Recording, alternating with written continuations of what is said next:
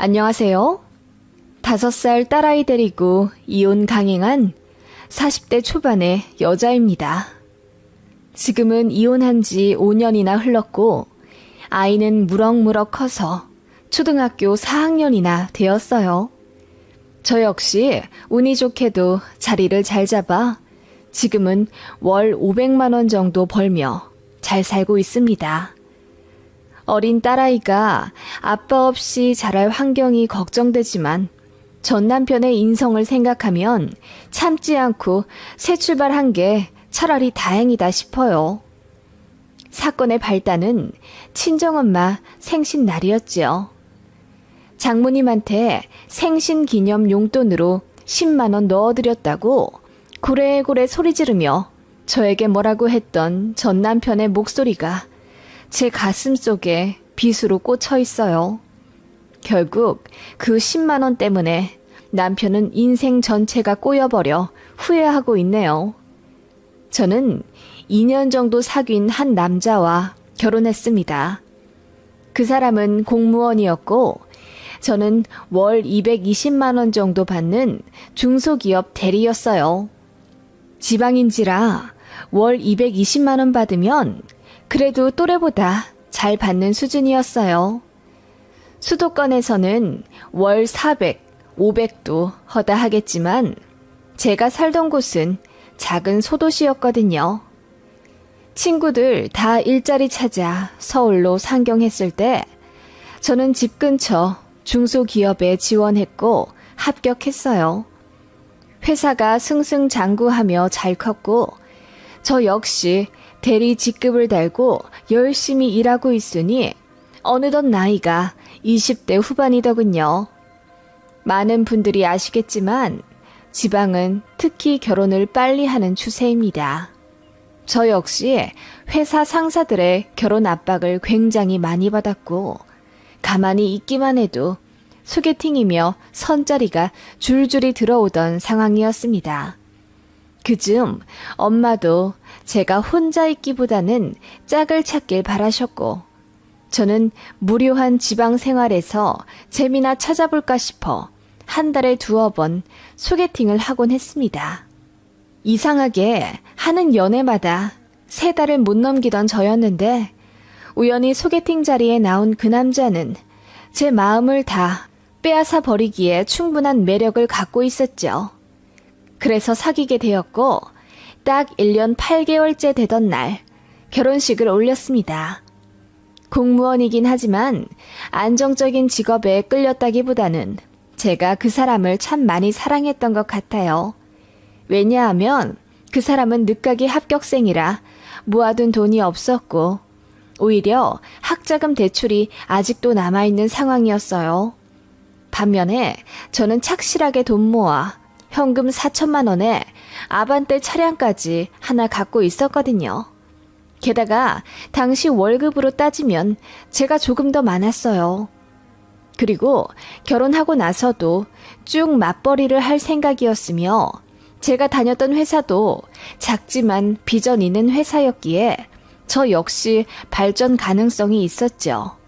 대기업, 약사, 돈 많은 자영업자들도 소개받았었지만 제가 그 남자를 선택한 건 그만큼 그 사람과 같이 있으면 재미있고 행복했기 때문입니다. 무엇보다 저를 끝까지 존중해주고 아껴주리라는 믿음이 있었고요. 결혼할 당시에는 거의 제 돈으로 다 했지만 당연하다 생각했습니다.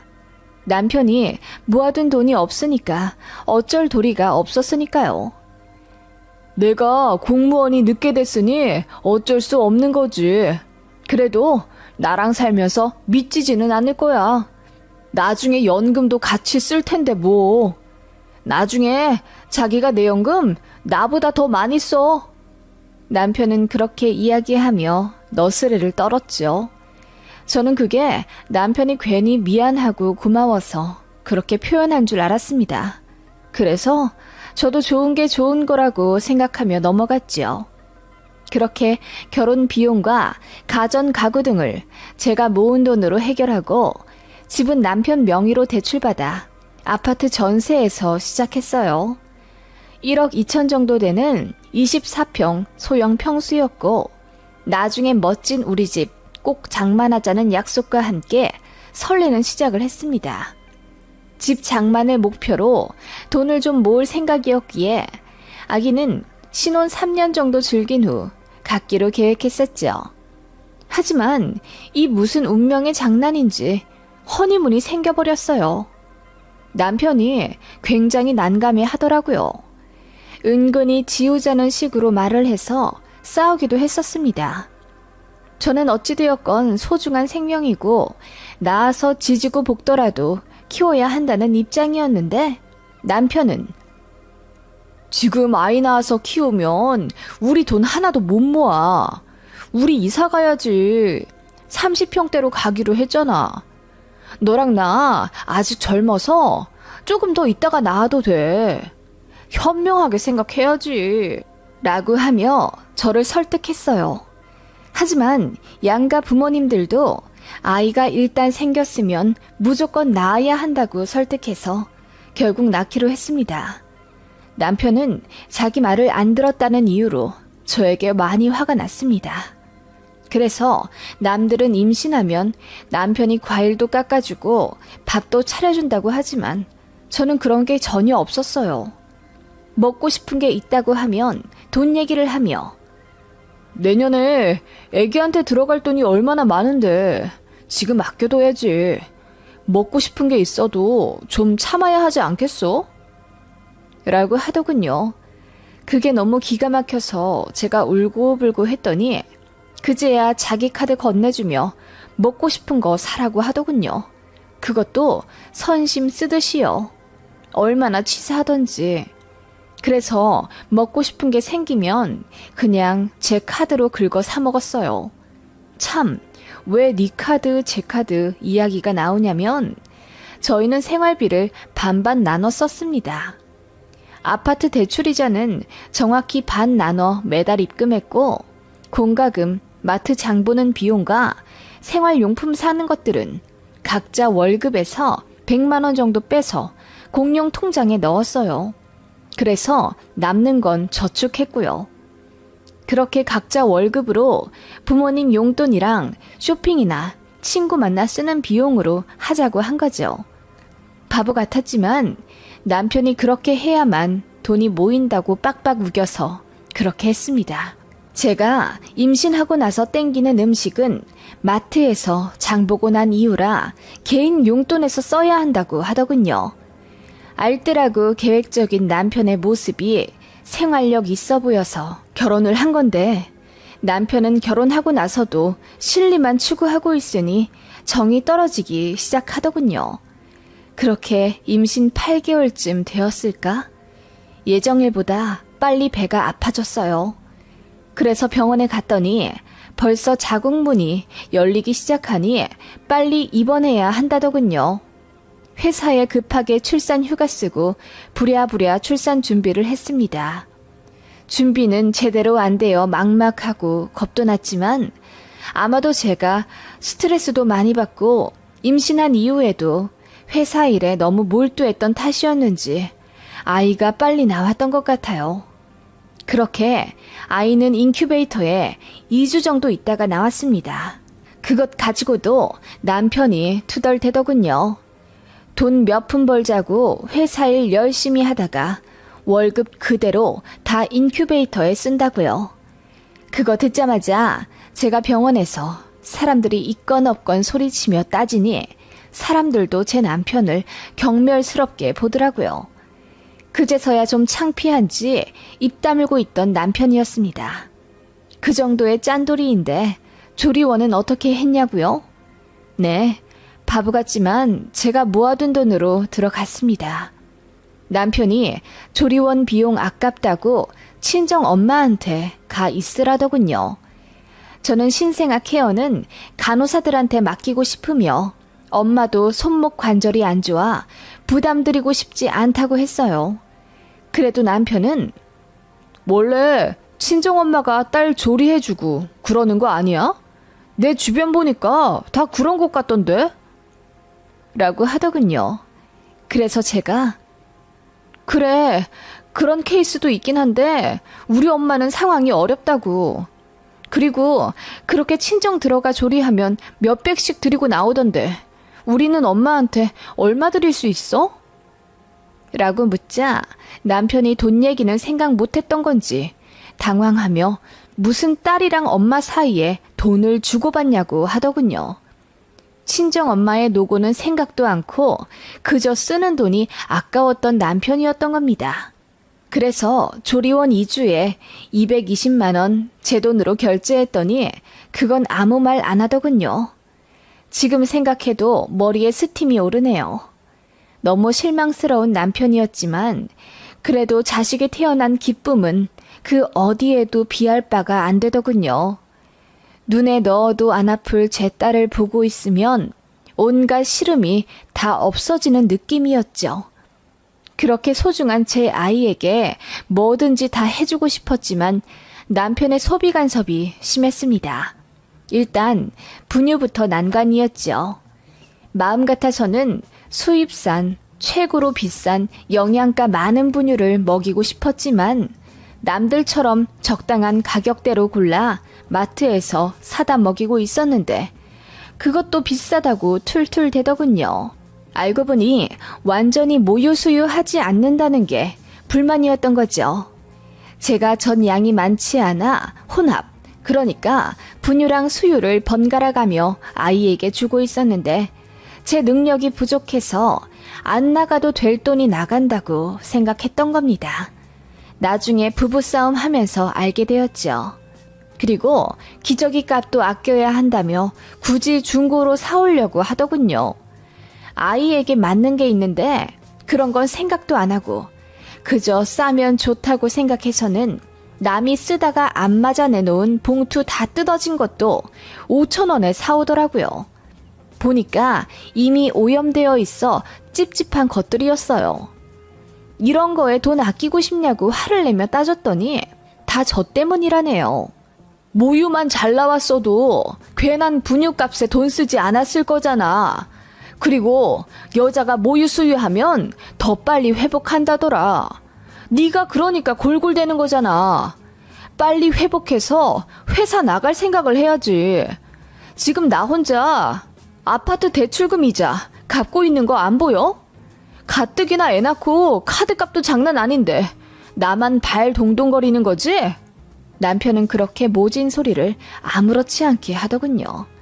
저는 아이는 적어도 2돌은 지나서 어린이집에 보내고 싶다고 했어요. 제가 있던 회사가 저를 많이 배려해 주었기에 아무리 중소기업이라지만 출산휴가는 공무원이나 대기업만큼 해주겠다고 했거든요. 대신 꼭 돌아오라는 약속을 했고요. 그래서 회사 믿고 저도 24개월 정도 온전히 아이와 함께 있고 싶었어요. 논다는 건 아니었고 저도 아이를 재우고 틈틈이 회사랑 연락하며 상황 알고 관련 지식을 쌓기 위해 자격증 공부도 하는 등 자기 개발을 쉬지 않았죠. 그런데 남편은 제가 허송세월 보낸다고 합니다. 요즘 어린이집이 얼마나 좋은데 100일 되자마자 보내는 엄마들도 많다고 하더라. 무슨 2돌이나 끼고 있으려고 해? 그냥 네가 편하자고 일 안 나가는 거지? 애 핑계 대는 거 창피하지도 않냐? 뭐라고? 내가 애 핑계 대고 집에 있으려 한다고? 나 복직하려고 준비하는 거 안 보여? 애한테 지금 가장 필요한 건 엄마야. 당신은 어차피 퇴근하면 힘들다는 이유로 애랑 놀아주지도 않으면서 뭘 그렇게 잘한다고 어린이집 타령이야. 다 때가 있는 거야. 그리고 무급도 아니고 유급 휴가인데 뭐가 그렇게 불만인데. 기본급의 60% 들어오는 거 가지고 꽤나 유세다. 너 지금 앉아있는 이 아파트 내가 대출금 갚고 있다는 거 잊지 마. 남편은 그렇게 지독하게 돈 타령을 해댔습니다. 아이는 안중에도 없는 사람처럼 말이죠. 그쯤 되니 저는 진지하게 이혼 생각이 들더군요. 아이가 아빠를 좋아해서 가슴이 찢어질 뿐이었습니다. 정작 그렇게 좋아하는 아빠라는 인간은 자기 입에 들어가는 딸기도 아까워서 마트 가면 값싼 바나나만 사오는 사람인데요. 처참한 기분이었고 더러워서 당장 회사에 나가고 싶었지만 아이를 생각해 참았습니다. 이렇게 소중하고 어여쁜 어린 딸을 조금 더 옆에 끼고 말도 가르치고 사람 구실 더 잘하면 어린이집에 보내고 싶었습니다. 18개월 되면 제가 회사에 나갈 거라고 생각했던 남편은 제가 24개월로 복직을 미루자 방방 뛰며 화를 내더군요. 급기야 저에게 주었던 생활비 카드까지 뺏어가 버렸습니다. 약속과 다르다면서요. 남은 반년은 제게 들어오는 육아휴직비로 쓰라더군요. 제가 먹는 것은 당연하고 아이 먹는 것, 입히는 것까지 모두 포함해서요. 그래서 아이 잠들면 늘 싸웠습니다. 당신 정말 치사하게 굴래? 이럴 거면 나 당신이랑 못 살아. 나도 너랑 못 살아. 그렇게 치사하면 빨리 회사 나가. 너 이대로 주저앉아서 전업되려고 하지? 그 말에 제가 욱해서 세게 나갔습니다. 그래, 전업주부 하려고 한다. 왜? 이혼이라도 하게? 뭐? 전업주부? 나야말로 전업주부랑은 절대 못 살아. 어떻게 이 험난한 세상을 나 혼자 외벌이로 돈 벌어? 전업주부는 나중에 남편 연금 같이 받아먹을 자격도 없는 거야. 저는 그때 남편의 생각을 제대로 알았죠. 이 사람과는 100년 해로 할 자신이 완벽히 없어지고 말았습니다. 처참한 기분이 들었고 밤마다 울었습니다. 그리고 나서 머지않아 친정어머니 생신이 돌아왔습니다.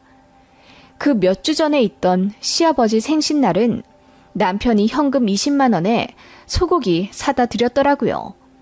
그리고 저도 시댁 가서 시어머니를 도와 미역국 끓이고 이것저것 요리해 생신상 차려드렸고요. 저희 친정엄마 생신에는 생신상까진 못하더라도 그 정도는 남편이 준비해 줄 줄 알았습니다. 그런데 못 가니까 저더러 알아서 챙겨드리라고 하더군요. 아마도 저랑 싸워서 기분이 안 좋아 그랬던 것 같습니다. 그래서 저도 똑같이 소고기 해드리겠다고 하니 남편이 선심 쓰듯 오케이 하더군요. 그리고 생신에 드리게 현금 용돈 좀 뽑아달라고 했더니 왜 제 돈 안 쓰냐 묻더군요. 용돈은 각자 돈에서 각출해서 쓰기로 했잖아.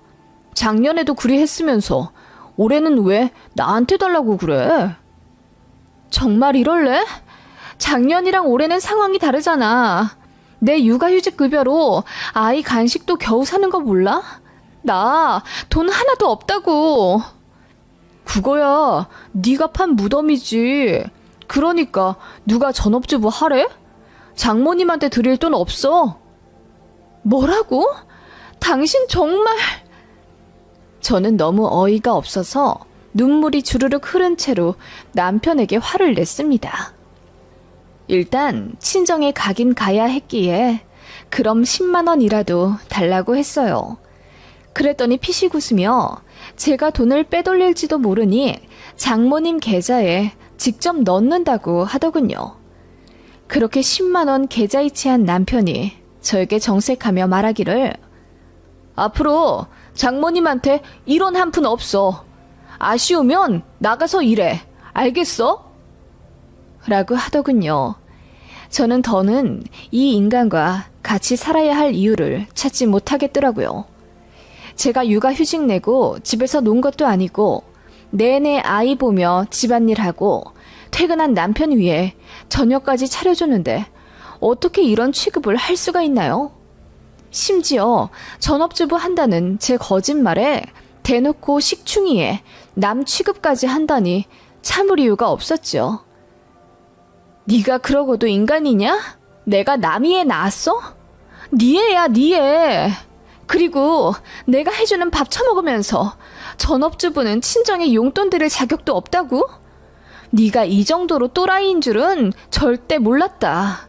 이혼하자. 제가 그렇게 이야기하자 남편은 제가 자존심 상해 홧김에 이혼 얘기한 줄 알고 피식 웃더군요. 하지만 저는 그날 바로 친정 가서 엄마께 울며 모든 것을 이야기했습니다. 죄송하지만 이혼해야 할 것 같다고 당분간 친정집에 들어와 살아도 되겠냐 물으니 엄마도 펑펑 울며 참지 말라고 하셨어요. 이럴 때 쓰라고 아빠가 유산을 남겨준 거라며 이혼해도 아이랑 같이 살 집 하나 해줄 순 있으니 걱정 말라 하시더군요. 그렇게 저는 집으로 돌아가지 않았습니다. 대신 협의 이혼 서류를 그 인간 사무실로 등기부냈죠.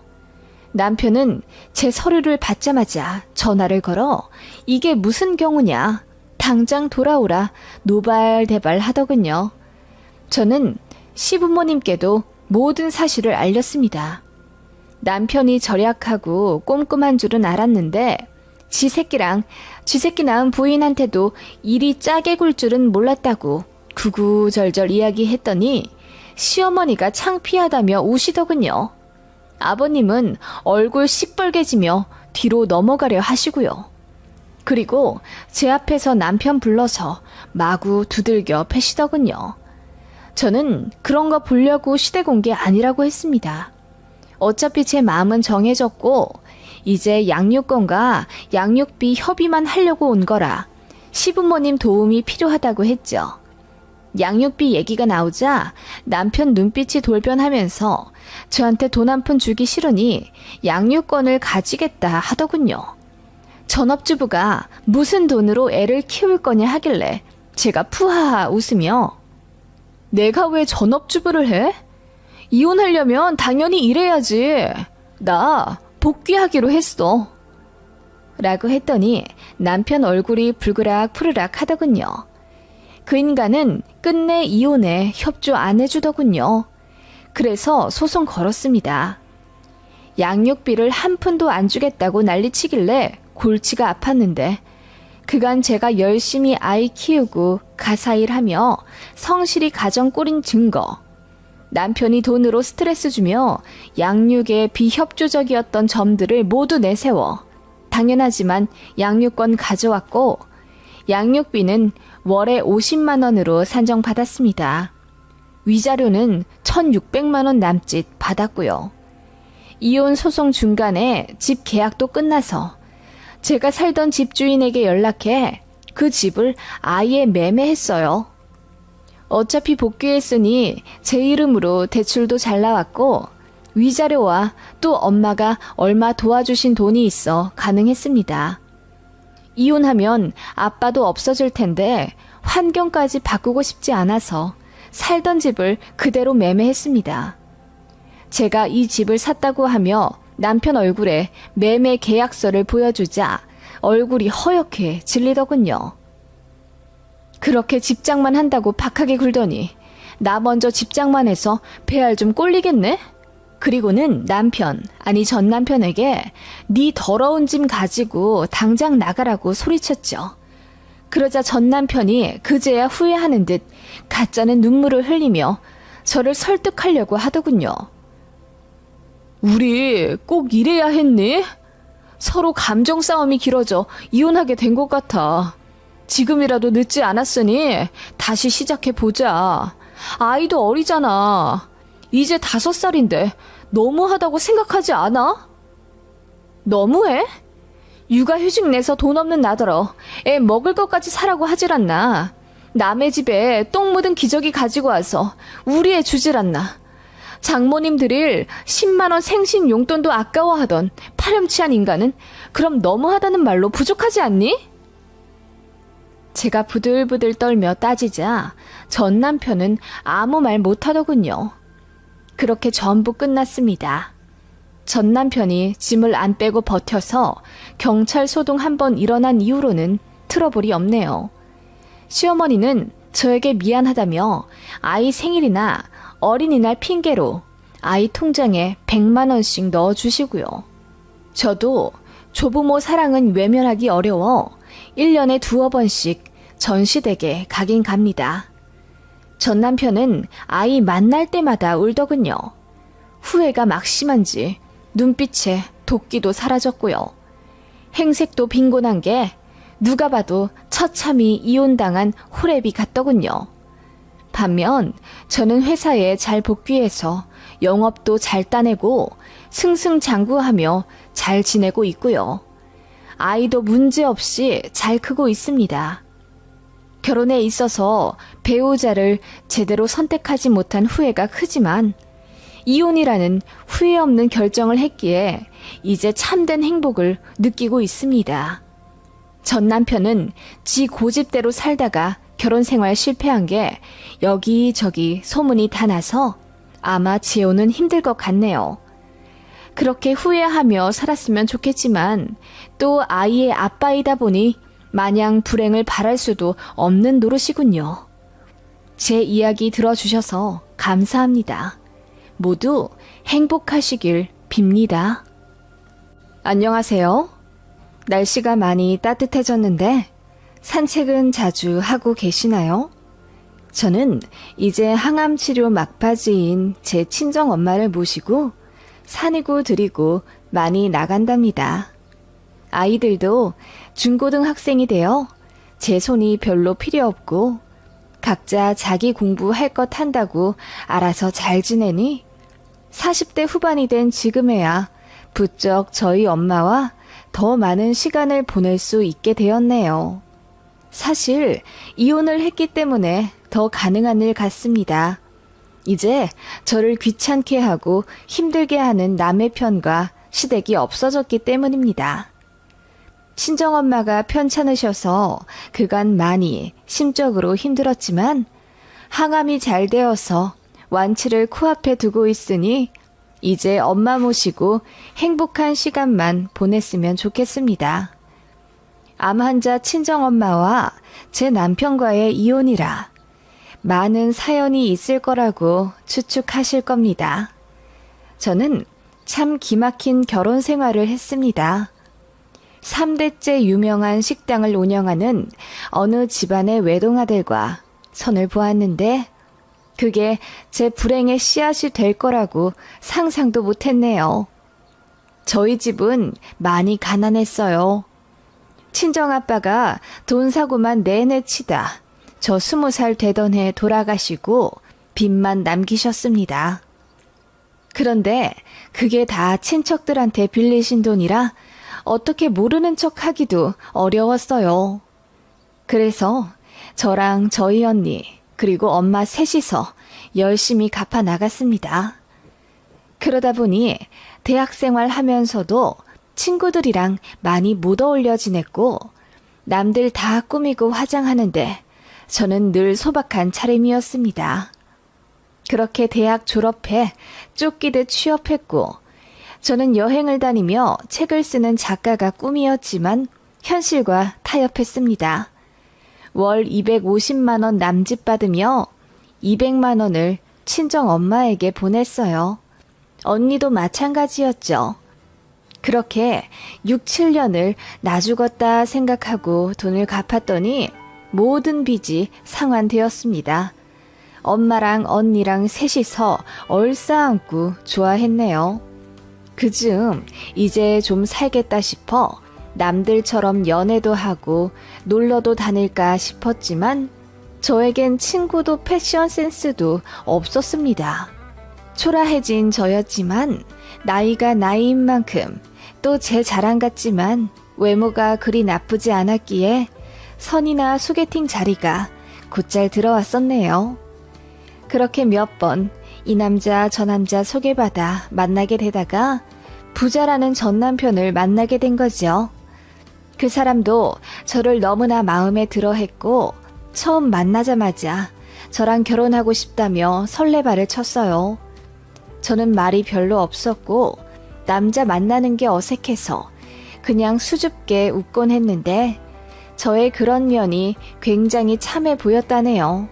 그 남자의 저돌적인 구애에 저도 마음이 넘어갔고 그렇게 1년 정도 재밌는 연애를 했어요. 그 사람이 저를 데리고 이곳저곳 여행도 많이 시켜줬고 맛있는 것도 많이 사줬거든요. 너무나 가난해 엄마 아빠도 안 사주셨던 킹크랩, 툭불 소고기 등 귀한 음식들을 그 남자 덕에 먹어보니 제가 공주라도 된 기분이었죠. 참 바보 같았지만 저는 그렇게 먹을 것에 넘어갔나 봅니다. 그런데 시댁들 집안에서 저를 반대하셨어요. 이유는 저희 집이 별 볼 일 없다는 거였습니다.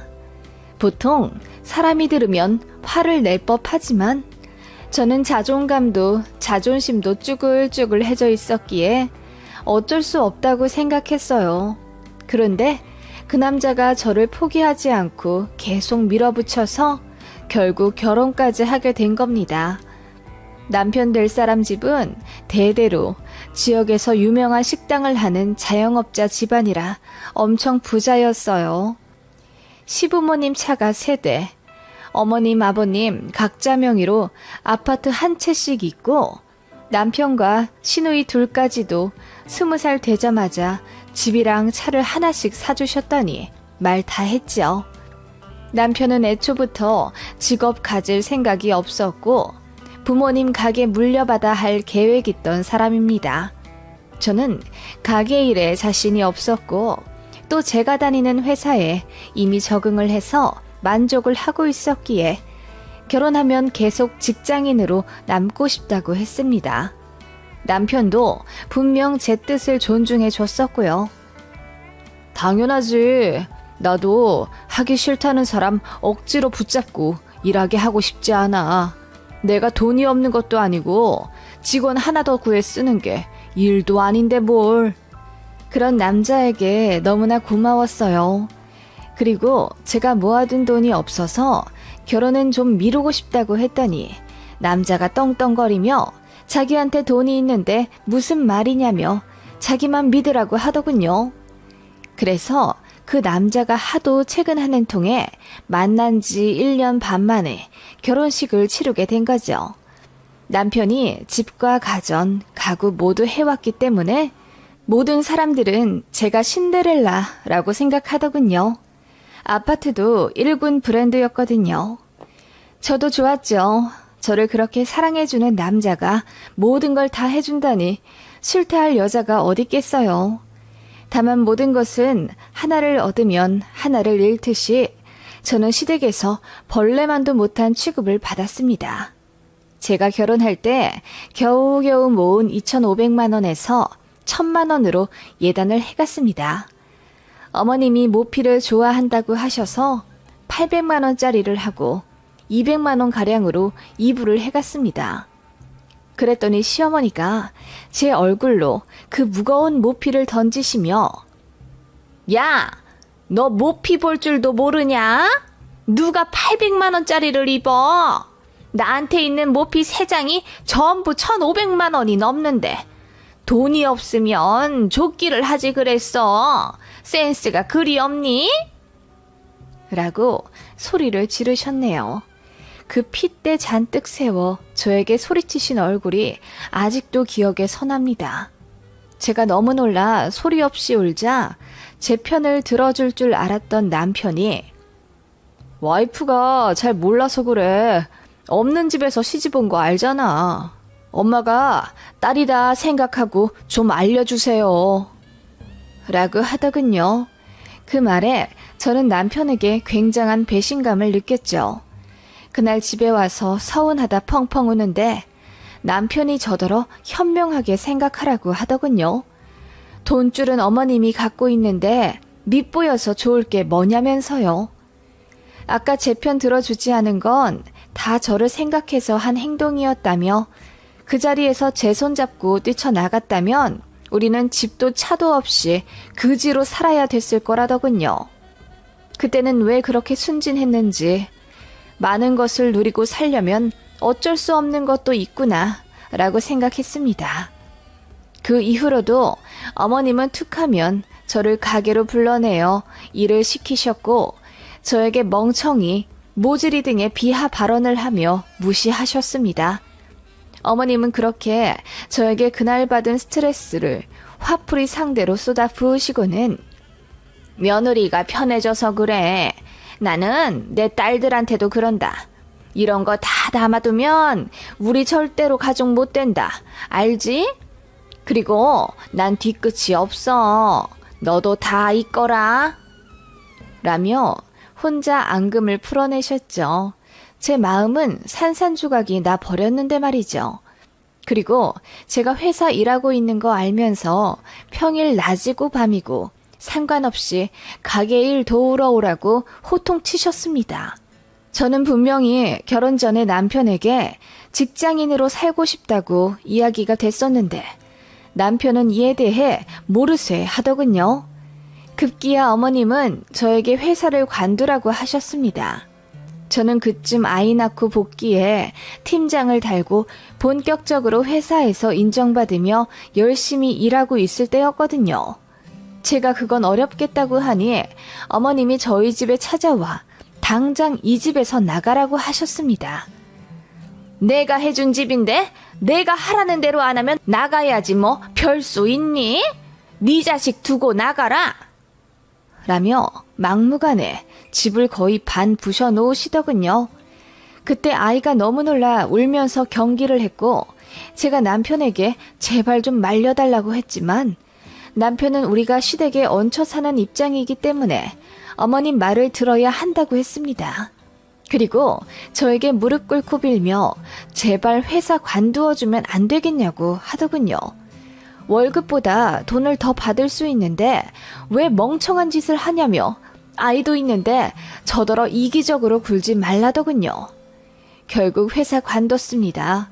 관두고 시댁 가게도 오며 몇 년 지내고 있었는데 남편이 슬금슬금 저에게 가게를 맡기고 본인은 빠지더군요. 저는 남편만 믿고 회사를 관뒀는데 이제와 본인은 제가 있으니 다행이라며 골프 치러 다니고 친구 만나고 반백수로 살더군요. 저는 시부모님이랑 같이 가게 하면서 시집살이 엄청 당하며 고생하고 있는데 말이죠. 그래서 근 10년간은 남편이랑 사이가 굉장히 안 좋았습니다. 결혼 전 다정하고 온전한 제 편이었던 모습은 이미 사라진 지 오래였고 어쩔 땐 시어머니보다 저에게 더 폭언을 하더군요. 제가 시어머니 마음에 안 들게 행동하면 어김없이 어머님이 카드를 가지고 협박하셨기 때문에 아이 학원이라도 안정적으로 보내려면 저는 시댁에서 죽어 살 수밖에 없었죠. 남편은 어느 순간부터 거의 바깥돌이가 되었어요. 어머님한테 하소연하니 어차피 나중에 가게를 맡으면 시아버지처럼 가게 지방령이 될 거다. 지금 많이 놀아두라 그래라 라며 아들 편을 들더군요. 남편이 뭐하고 다니는지 잘 알 순 없었지만 굳이 캐내고 싶지도 않았습니다. 저도 이미 남편에게 정이 떨어졌고 시댁 가게에 지쳐 에너지도 없었거든요. 제 희망은 아이들 뿐이었고 제 아들들이 공부를 잘해 학원 선생님으로부터 상급반에 들어가야 한다. 상위시험 응시를 한다 등의 전화를 받으면 그렇게 기분이 좋을 수 없었네요. 그렇게 시댁 무소리로 산 지 15년이 넘었습니다. 친정 엄마로부터 청천벽력 같은 연락이 왔어요. 엄마가 위암이시라더군요. 검진을 받다가 우연히 발견했는데 생각보다 사이즈가 커서 수술도 하고 항암도 해야 한다는 소견을 받으셨대요. 하늘이 무너지는 듯한 소식이더군요. 엄마를 위해 할 수 있는 일은 기도와 일주일에 한 번씩 아이들 데리고 엄마를 뵈러 가는 일이었어요. 그것마저도 시어머니는 꼴보기 싫었던지 가게 너무 자주 비우지 말라며 눈치를 주셨는데 그게 어찌나 가슴에 한으로 남던지요. 그렇게 3개월 정도 지났을까? 시부모님께서 당신들도 건강검진을 좀 받아봐야겠다며 병원에 가셨는데 시어머니 역시 갑상선에 뭔가 보인다는 소견을 받았습니다. 그래서 정밀 검사를 했는데 어머님 역시 암이시더라고요. 남편이 얼굴이 시뻘개지도록 숨도 제대로 못 쉬고 울더라고요. 그런 모습 처음 봤습니다. 온 집안이 슬픔에 잠겼지만 그 분위기도 잠시 시부모님은 가게를 쉴 수 없다며 저에게 맡아달라고 했습니다. 어머님은 치료도 받아야 하고 이제 쉬엄쉬엄 해야 할 것 같으니 저더러 시어머니처럼 가게 사장 역할을 해달라고 온 가족이 부탁하더군요. 저는 그건 힘들다. 아직 애들 중학생이라 손도 많이 가고 친정엄마도 항암 치료하셔서 자주 들여다 봐드려야 한다고 했습니다.